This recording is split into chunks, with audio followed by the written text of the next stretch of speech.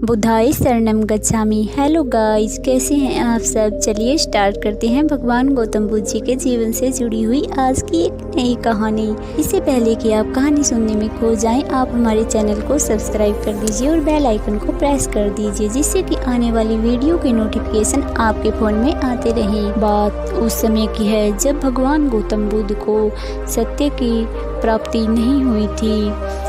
उस समय वो बहुत निराश हो गए थे। बहुत ज़्यादा तपस्या व्रत आदि करने के बाद भी उन्हें सत्य का ज्ञान प्राप्त नहीं हुआ था। उनका मन बहुत विचलित हो गया और वे सोचने लगे कि मैं ऐसा क्या करूं जिससे कि मुझे सत्य की अनुभूति हो जाए और जो मेरा लक्ष्य है वो मुझे प्राप्त हो जाए।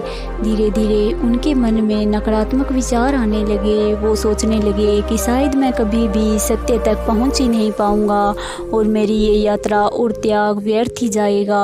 वो ऐसे ही बैठे बैठे सोच रहे थे, तभी उन्हें प्यास लगी। वो पास के तालाब में पानी पीने के लिए गए। उन्होंने देखा कि एक गिलहरी अपने पंजों में कुछ फलों को उठाकर ले जा रही थी, लेकिन वो फल उस तालाब के किनारे से लुढ़कते हुए पानी में जा गिरे। गिलहरी को बहुत अधिक दुख हुआ। वह गिलहरी उस पानी में छलांग लगाती है और बाहर आकर अपने शरीर को झटका देती है। फिर वह अंदर डुबकी लगाती है, फिर बाहर आकर वह अपने शरीर पर लगे पानी को झटका देती है। ऐसा करते करते उसे काफ़ी समय गुजर गया। भगवान गौतम बुद्ध उसे ध्यान से देख रहे थे, लेकिन गिलहरी को ये पता नहीं था कि भगवान गौतम बुद्ध उसे देख रहे हैं। गिलहरी अपना कार्य निरंतर जारी रखती है।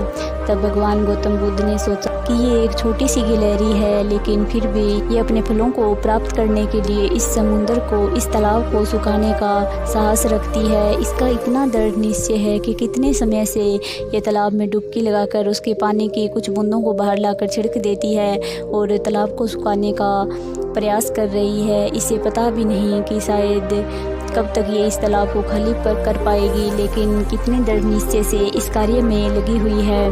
तब भगवान गौतम बुद्ध जी ने सोचा कि इतनी छोटी सी गिलहरी का इतना बड़ा दृढ़ संकल्प हो सकता है, तो मैं तो एक मनुष्य हूँ, फिर मेरा दृढ़ संकल्प इतना कमज़ोर कैसे हो सकता है। मैं भी जब तक सत्य की प्राप्ति नहीं कर लेता, मैं अपने लक्ष्य पर अटल रहूँगा। इतना सोचकर भगवान गौतम बुद्ध वहाँ से पानी पीकर फिर से अपने ध्यान में चले जाते हैं और बाद में इसी दृढ़ निश्चय के साथ उन्हें अपने लक्ष्य की प्राप्ति होती है और वो सत्य का ज्ञान ले पाते हैं।